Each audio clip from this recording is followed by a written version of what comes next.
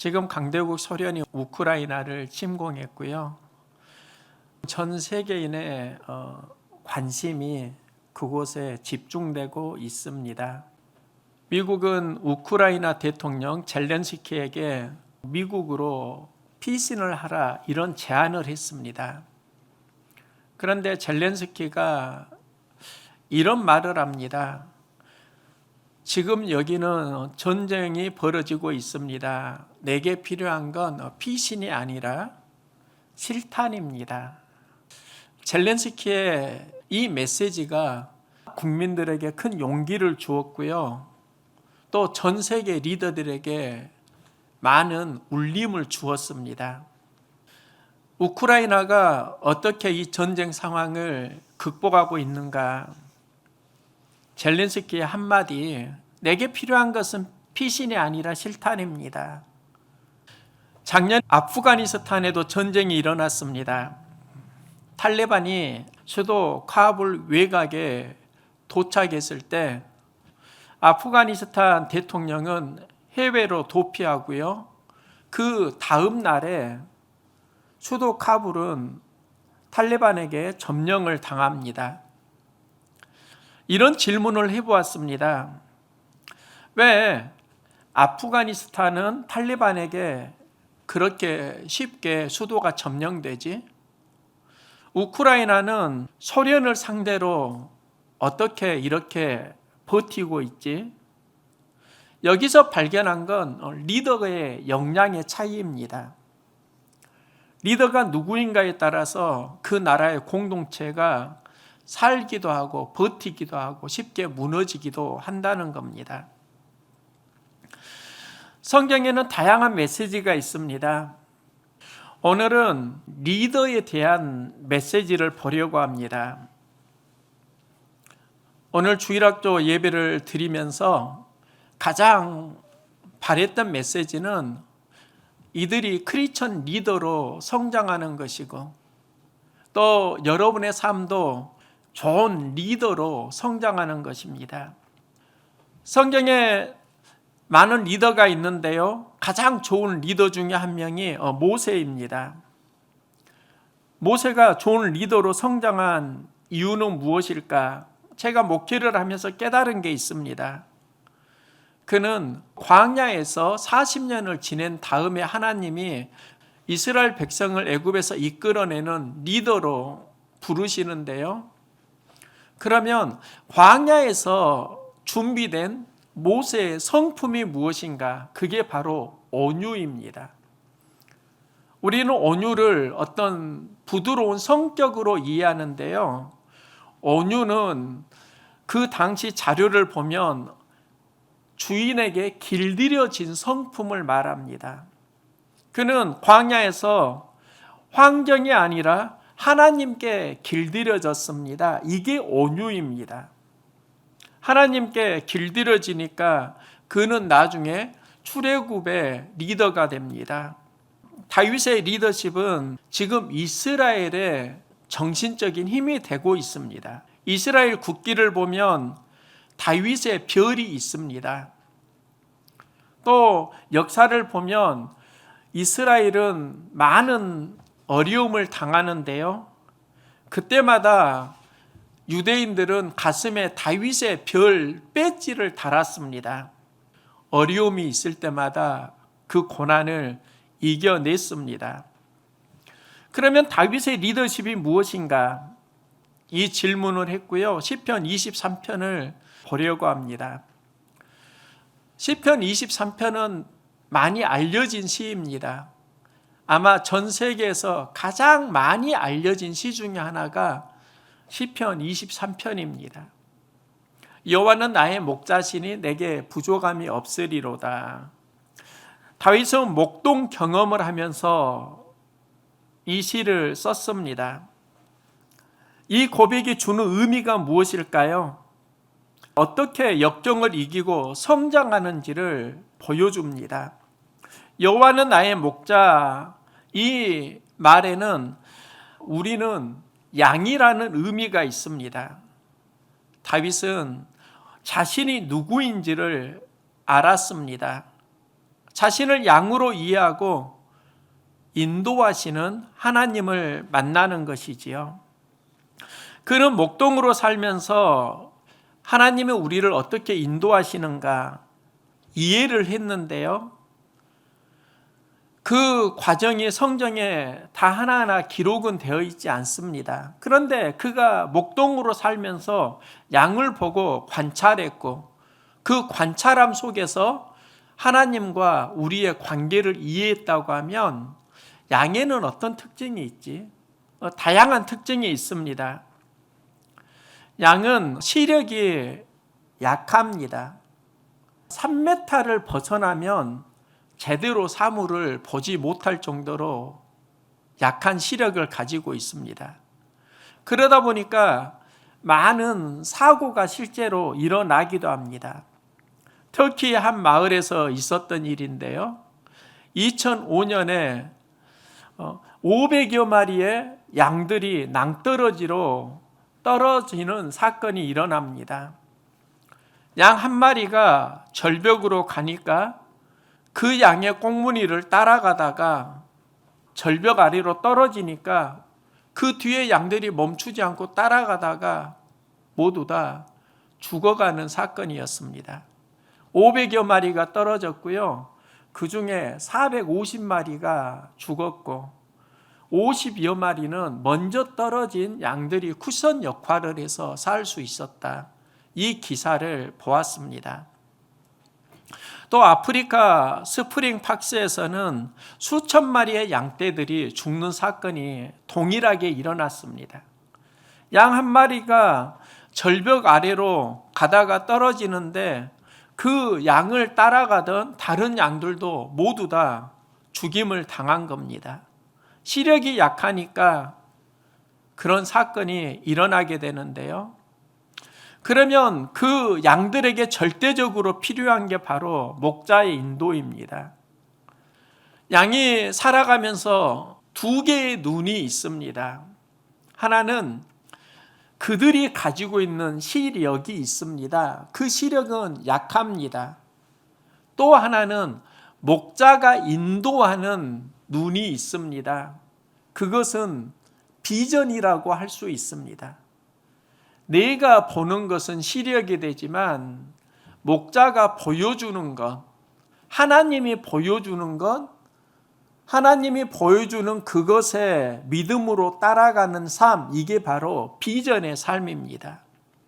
우리는 살면서 시력으로 살려고 하는데요. 나의 시력이 하나님 보여주시는 비전과 만날 때 우리의 삶은 강력해집니다. 우리의 인생이 회복됩니다. 또 양은 몸에 털이 자라는데 털 깎기를 싫어하는 습성이 있습니다. 털이 길어지면 진흙이나 각종 오물 먼지들이 들러붙어서 몸을 무겁게 합니다. 호주에서 가족보호단체 에드가즈 미션 팜이 습에 방치된 약 한 마리를 발견했는데요. 그걸 인터넷에 올린 걸 보았습니다. 그 양은 주인이 없이 떠돌아다녔는데요. 털을 깎지 않으니까 그 털이 눈을 가릴 정도입니다. 그 양의 털을 깎아주었는데 무게만 35kg에 달했습니다. 우리도 삶 속에 깎아야 하는 양털이 있습니다. 믿음의 경주를 하려고 하면 우리는 자꾸 모으려고 하는데요.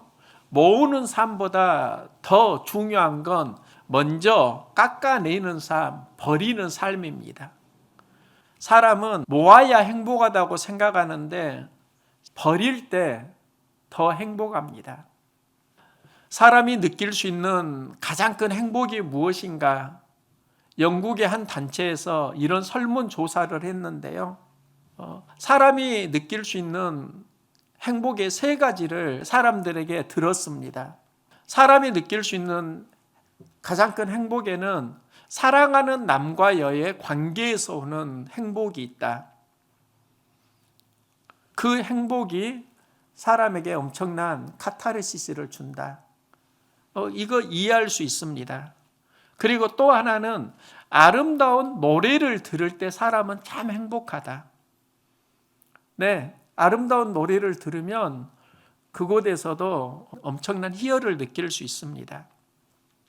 그런데 세 번째는 사람은 화장실에 가서 배설할 때 행복하다. 그건 나에게 상당히 인상적이었습니다. 전에는 맛있는 걸 먹을 때 행복하다고 생각했는데 화장실에서 배변으로 쏟아낼 때 행복하다. 그 말은 저에게 상당히 특이했는데요. 생각을 해보니까 그 말이 정답입니다. 제가 목회를 하면서 병원 신방을 가는데요. 그분은 배변 활동이 안 되는 겁니다. 그런데 뭔가를 먹어야 되니까 몸이 부어오고요. 먹은 걸 빼내는 일을 고통스럽게 하고 있었습니다. 그분이 저에게 했던 말이 있습니다. 목사님, 그냥 안 먹고는 살겠는데 먹은 거 안 나가니까 더 힘드네요. 이게 엄청난 메시지더라고요. 우리는 자꾸 모으려고만 하고 더 있어야 된다고만 하는데 사실 더 있어서 행복한 게 아니라 버려야 할 것을 버릴 수 있을 때 행복합니다. 우리 안에 버려야 되는 부정적 감정이 있지 않습니까? 이 습관이 있지 않습니까? 그것을 깎아내시기 바랍니다. 그러면 우리는 믿음의 행진을 할 수 있는 것이지요. 모으는 게 행복한가? 버리는 게 행복한가? 버리는 게 안 되고 모으기만 하면 사람은 행복해질 수 없습니다. 버려야 할 것을, 깎아내야 할 것을 깎아낼 때 그것이 아깝고 아픔일 수 있지만 더 큰 행복을 주는 겁니다. 양은 시력은 안 좋은데요. 듣는 청력은 참 좋습니다. 소리를 잘 듣습니다. 예수님은 양은 내 음성을 듣고 나는 그들을 알고 그들은 나를 따르느니라 말씀합니다. 양은 주인의 음성을 들어야 합니다. 그런데 엉뚱한 소리만 들으면 온전히 인도함을 받지 못합니다. 목회를 하면서 항상 그 기도를 하고 있어요. 하나님 말씀을 듣는 의지가 있게 하시고요. 들리는 은혜가 있게 해주세요. 들으려는 마음 없으면, 들리는 은혜가 없으면 아무것도 안 되더라고요. 솔로몬은 듣는 마음을 하나님께 구하고요. 여기에서 지혜를 얻습니다. 우리 인생도 듣는 마음이 중요합니다. 들리는 은혜가 중요합니다. 공동체가 살려고 하면 듣는 공동체가 되어야 하고요. 또 그 공동체가 힘을 얻으려고 하면 말씀에 들리는 은혜를 함께 누려가야 합니다. 또 주인에게 잘 길들여지는 성품이 필요합니다. 양과 목자에서 필립 켈러는 자신의 경험을 이야기하는데요. 양을 기르다 보니까 참 매력 있는 양이 그 중에 있습니다. 몸에 균형이 잡혀 있고 체질도 건강하고요. 털도 참 예쁘고 새끼도 많이 낳는 그런 양입니다. 그런데 그 양은 울타리를 빠져나갈 궁리를 한다고 합니다. 그 양의 이름을 어정뱅이 마나님이라고 부릅니다. 그 양은 울타리 안에 있는 것을 싫어하고 목자의 인도 안에 들어오지 않고 자꾸 뚫린 구멍을 찾아서 나가고요.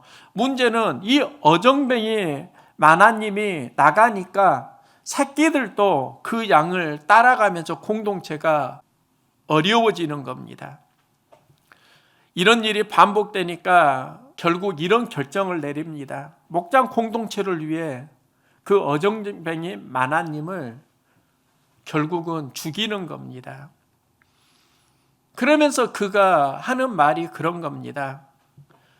좋은 양은 공동체를 위해서 길들여져야 한다는 겁니다. 나 혼자의 가치가 중요한 게 아니라 더불어 사는 가치가 중요하고 내 가치는 공동체 안에서의 영향력을 통해서 증명이 되어야 합니다.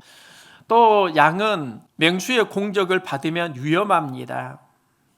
그런데 양에게 진짜 위험한 상황은 따로 있다고 합니다. 양이 넘어져서 뒤집어지는 경우에는 스스로 일어나지를 못합니다. 뒤집어지면 위가 눌리면서 가스가 차고요. 이게 혈액순환을 막으면서 생명의 위협을 받습니다. 양은 뒤집어지면 또 맹수에게 공격을 받아서 죽을 수도 있습니다. 그래서 양이 가장 조심해야 되는 때가 언제인가 하면 자신이 뒤집어질 때입니다. 예수님은 잃은 양을 찾는데요. 그 잃은 양이 무엇일까? 뒤집어진 양일 수 있다. 필립 켈러는 말을 합니다. 뒤집혀진 양의 이야기는 우리들의 이야기일 수 있습니다. 우리도 많이 뒤집힌다고요. 생각이 뒤집힐 때가 있고요. 또 감정이 뒤집힐 때가 있고요. 마음이 뒤집힐 때도 있습니다. 이때는 어떻게 해야 되는가? 뒤집힐 때 하나님을 볼 수 있기를 소망합니다. 위기에 하나님을 만나는 기회가 되기를 소망합니다. 여호와는 나의 목자시니 내게 부족함이 없으리로다.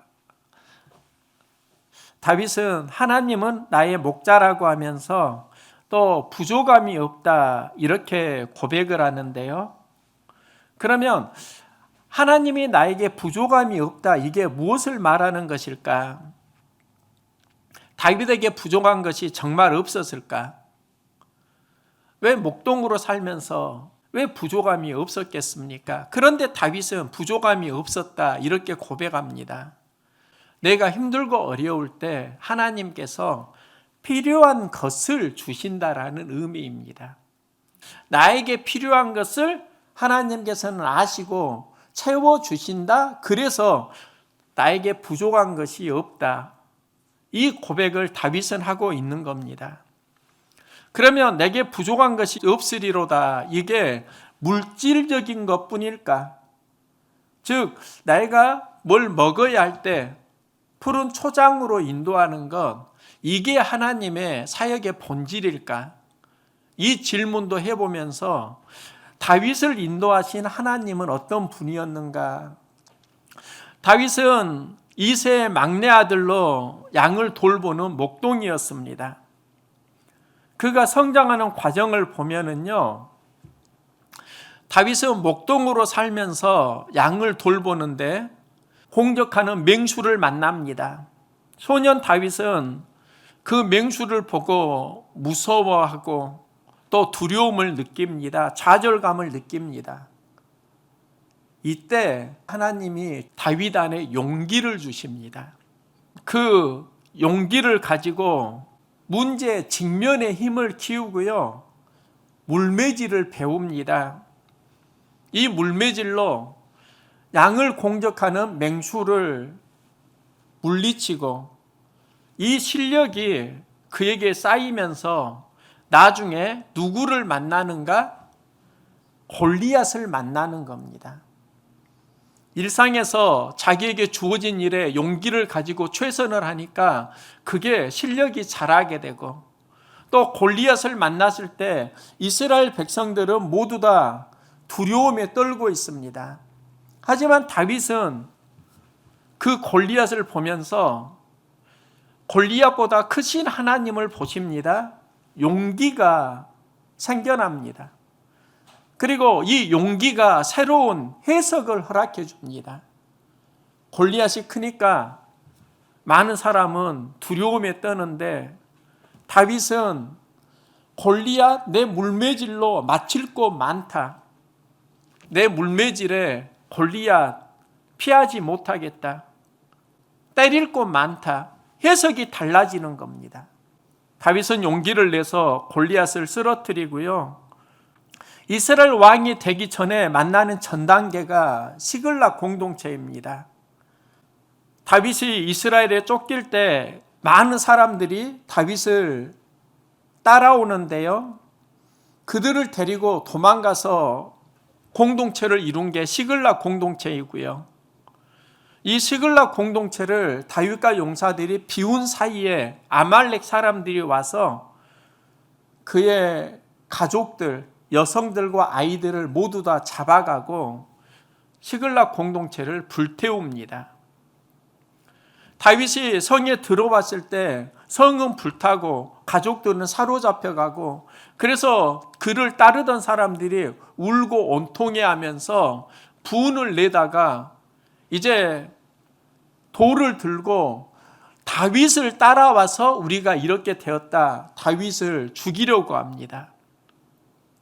다윗은 가장 힘든 위기의 순간을 경험할 때 그는 하나님 여호와를 힘입고 용기를 얻었더라, 이렇게 기록합니다. 힘들고 어려울 때 하나님을 바라보았다, 이게 바로 여호와는 나의 목자시니의 목동의 삶에서 나온 고백입니다. 하나님을 바라보니까 하나님은 그에게 부족하지 않는 걸 채워주셨습니다. 그게 무엇이다? 바로 용기였습니다. 이제 아말렉을 쫓아갈 힘이 생기고 가족들을 전부 다 구해옵니다. 이 용기가 쌓여서 나중에 이스라엘 왕이 되는 기반이 됩니다. 하나님을 인식하고 용기를 얻는 삶, 이게 다윗의 삶이라고 할 수 있습니다. 용기가 모이면 리더가 됩니다. 지난주에 딸이 했던 말이 있습니다. 하나는 좋은 일을 이야기하고 다른 하나는 슬픈 일을 이야기했습니다.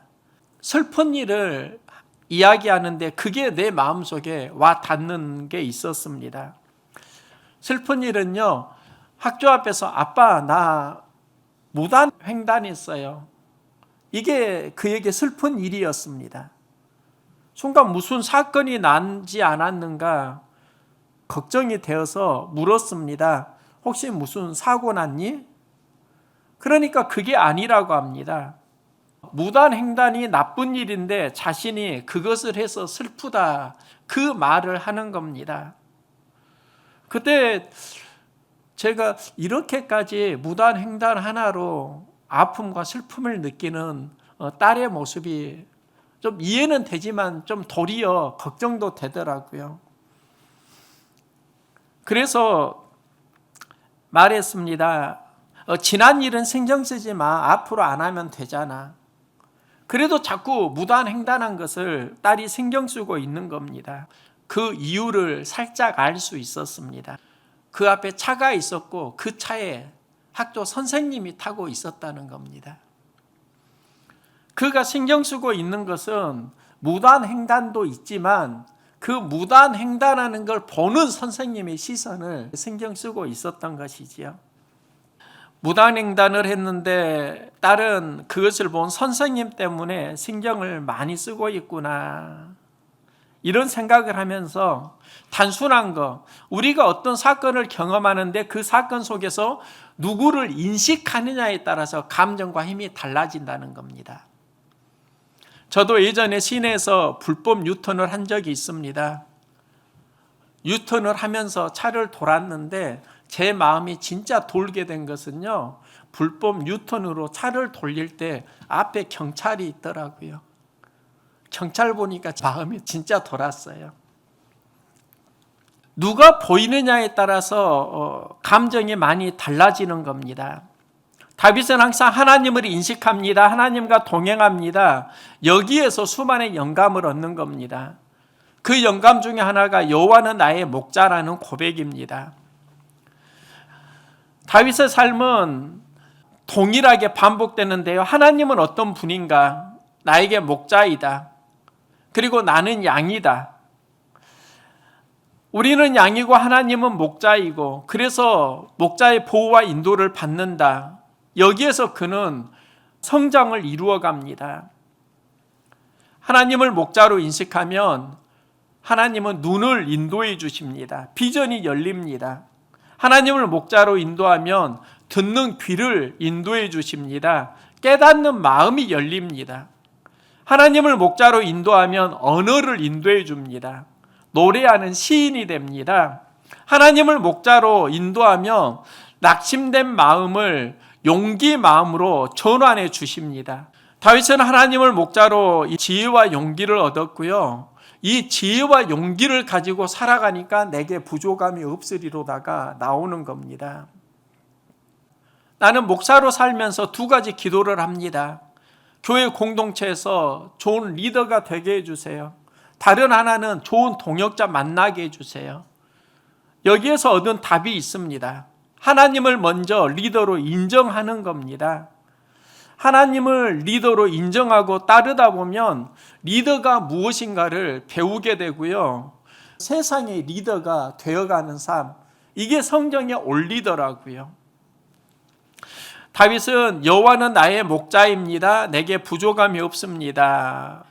이 고백은요, 하나님이 나를 인도해 주시고 내가 필요한 것을 하나님이 채워 주신다는 고백입니다. 여기에서 다윗은 좋은 왕으로 리더로 준비가 되어지고 성장을 합니다.